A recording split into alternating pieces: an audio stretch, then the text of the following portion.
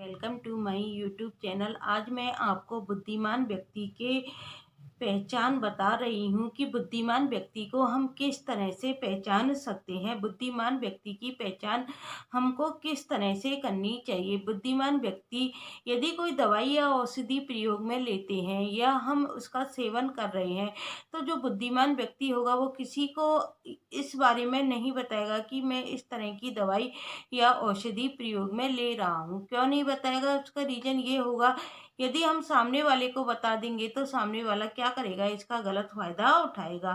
फिर बुद्धिमान व्यक्ति में देखो क्या लक्षण होता है कि वो परिवार में एक दूसरे की भलाई या बुराई नहीं करते हैं।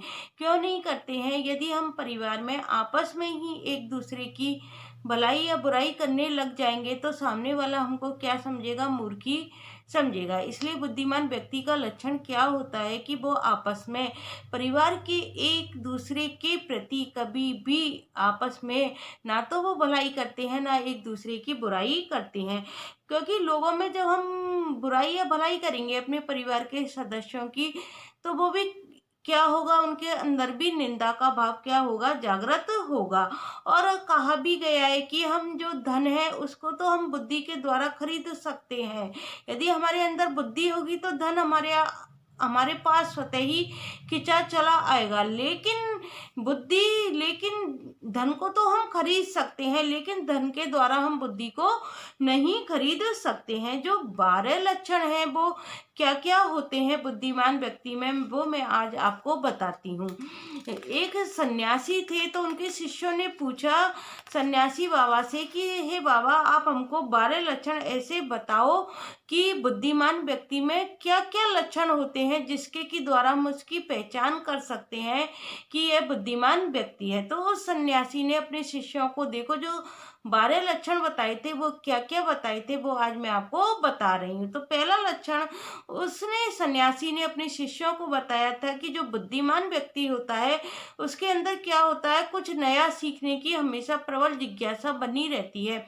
वह अपने जीवन में कुछ नया हमेशा सीखता रहता है। इसलिए कहा गया है कि हमेशा आप क्या करो, कुछ नया सीखते रहो। कुछ नया सीखते रहने से क्या होता होता है कि हमको सफलता प्राप्त हो जाती है। हम देखो सफल व्यक्तियों से भी कुछ ना कुछ सीखते हैं। इसके अलावा जो असफल व्यक्ति हैं उनसे भी हमको कुछ ना कुछ सीखने को प्राप्त होता ही है। इसके अलावा यदि हम सीखना चाहें तो हम एक भिखारी से भी कुछ सीख सकते हैं। इसलिए सीखने के लिए क्या है, कोई जगह की सीमा नहीं होती है। इसलिए हम क्या है, किसी ना किसी व्यक्ति से कुछ नया सीखते रहते हैं। और दूसरा जो सन्यासी ने अपने शिष्यों को लक्षण बताया बुद्धिमान व्यक्ति का, वो क्या बताया? समय का प्रयोग। हमें हमेशा समय का प्रयोग करना चाहिए। समय एक ऐसी चीज होती है जो लौटकर दोबारा आपके पास नहीं आती है। समय का हम सदुपयोग भी कर सकते हैं और दुरुपयोग भी कर सकते हैं। जो बुद्धिमान व्यक्ति होते हैं वो तो क्या करते हैं, अपने समय का हमेशा सदुपयोग करते हैं। और जो मूर्ख व्यक्ति होते हैं वो हमेशा क्या करते हैं, अपने समय का दुरुपयोग करते रहते हैं। तीसरा जो पॉइंट बताया उस सन्यासी व्यक्ति ने अपने शिष्यों को, वो बताया था कि अकेले रहना। हमें क्या है, हमेशा अकेले रहना। बुद्धिमान जो व्यक्ति होते हैं वो हमेशा अकेले रहना पसंद करते हैं। क्यों करते हैं अकेले रहना पसंद? क्योंकि यदि हम अकेले रहते हैं तो अकेले रहने से क्या है, हम कुछ ना कुछ सोचते रहते हैं। हमको अपने अंदर की क्षमता की पहचान होती है कि हमारे अंदर क्या टैलेंट है जिसके द्वारा हम इस संसार को कुछ दे सकते हैं। लेने का भाव नहीं होना चाहिए, हमारे अंदर किसका भाव होना चाहिए? देने का भाव होना चाहिए। यदि आपके अंदर कुछ टैलेंट है देने का तो आप उसको क्या है, जनता को देने का भाव रखो, हमेशा लेने का भाव नहीं रखो। लेने का भाव कौन रखेगा? हमेशा मूर्ख व्यक्ति ही रखेगा। चौथी बात जो बताई वो क्या बताई कि कम बोलते हैं। जो बुद्धिमान व्यक्ति होते हैं वो हमेशा कम बोलते हैं। वो हमेशा, आपने देखा होगा यदि दो लोगों में बहस होती है ना तो बुद्धिमान व्यक्ति हमेशा चुप बैठा रहेगा। क्यों बैठा रहेगा? उसे लगेगा अरे ये मूर्ख व्यक्ति हैं, इनके बीच में बोलना तो अपने समय की क्या है, बर्बादी करना है, अपने दिमाग को खराब करना है। इसलिए बुद्धिमान व्यक्ति क्या होते हैं, हमेशा कम बोलते हैं। 5वां पॉइंट क्या है, वो अपने मन की बात किसी को भी नहीं बताते हैं।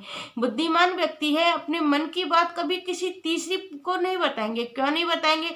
यदि हमारे मन में कुछ चल रहा है और हम उसको किसी तीसरे के सामने प्रकट कर देते हैं तो वो उसका क्या उठा सकता है, फायदा उठा सकता है। और छठा जो पॉइंट है बुद्धिमान व्यक्ति का, जो सन्यासी ने शिष्य को बताया, वो क्या बताया था कि अपना एक लक्ष्य निर्धारित करते हैं। जो बुद्धिमान व्यक्ति होते हैं उनकी नज़र अपने टारगेट पर रहती है, वो उसी के बारे में चिंतन मनन करते हैं।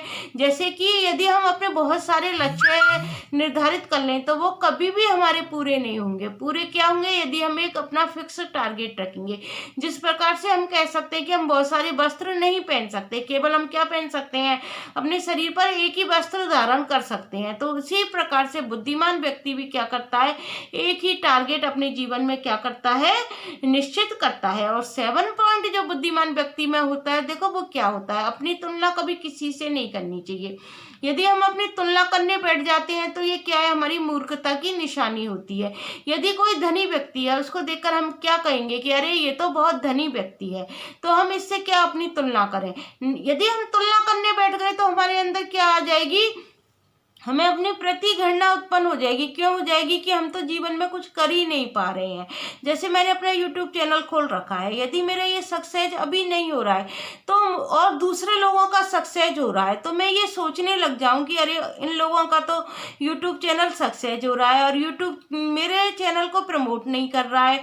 क्या रीज़न है मेरे चैनल को वो प्रमोट नहीं कर रहा है? मैं अपनी वीडियो भी अच्छी बना रही हूँ, मैं अपना कंटेंट भी अच्छा दे रही हूँ, फिर भी यूट्यूब मेरी वीडियो को प्रमोट नहीं कर रहा है।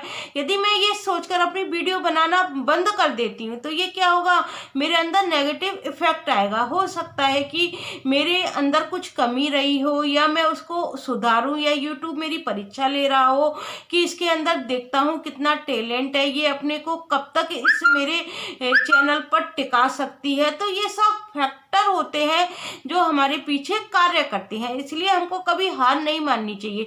किसी किसी चैनल को तो यूट्यूब क्या है 2 महीने में ही खूब सक्सेस पर पहुंचा देता है, किसी किसी चैनल को नहीं पहुंचा पाता है। क्यों नहीं पहुंचा पाता है? उसके अंदर होती है उसकी परीक्षा लेने की रणनीति, उसके अंदर काम करती है। कई कई लोग होते हैं कि अपनी वीडियो 4 दिन में डालते हैं, कई लोग होते हैं 3 दिन में डाल देते हैं। तो ये उनकी क्या है, कार्यशैली पर निर्भर करता है कि उनको कितना टाइम वो अपना यूट्यूब के लिए निकाल पाते हैं।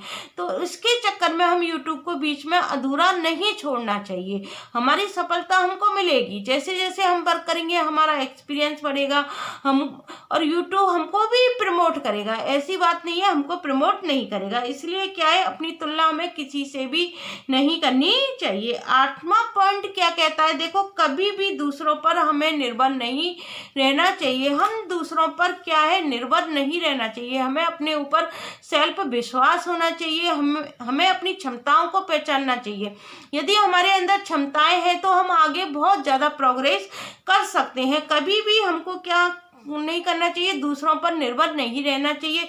यदि आप एजुकेटेड हो, यदि आपकी गवर्नमेंट जॉब भी आपको नहीं मिली है, आपने बहुत एजुकेशन ले रखी है, हो सकता है आपके साथ कोई परिस्थिति रही हो जिसके कारण आपकी जॉब नहीं लग पाई हो, तो उस पढ़ाई को आप किसी दूसरे अन्य क्षेत्र में क्या कर दो, ट्रांसफर कर दो, तो वो आपकी पढ़ाई कभी व्यर्थ नहीं जाएगी। हमेशा वो पढ़ाई क्या है, जीवन में काम आती है। तो हम कभी भी बेरोजगार नहीं रह सकते। जरूरी नहीं है आप सरकारी नौकरी करो, कई प्राइवेट सेक्टर काम करते हैं। तो इसलिए हमको क्या है, कभी भी दूसरों पर निर्भर नहीं रहना चाहिए। 9 पॉइंट क्या है बुद्धिमान व्यक्ति का, वो सदैव तनाव, क्रोध और चिंता से क्या रहते हैं, मुक्त रहते हैं।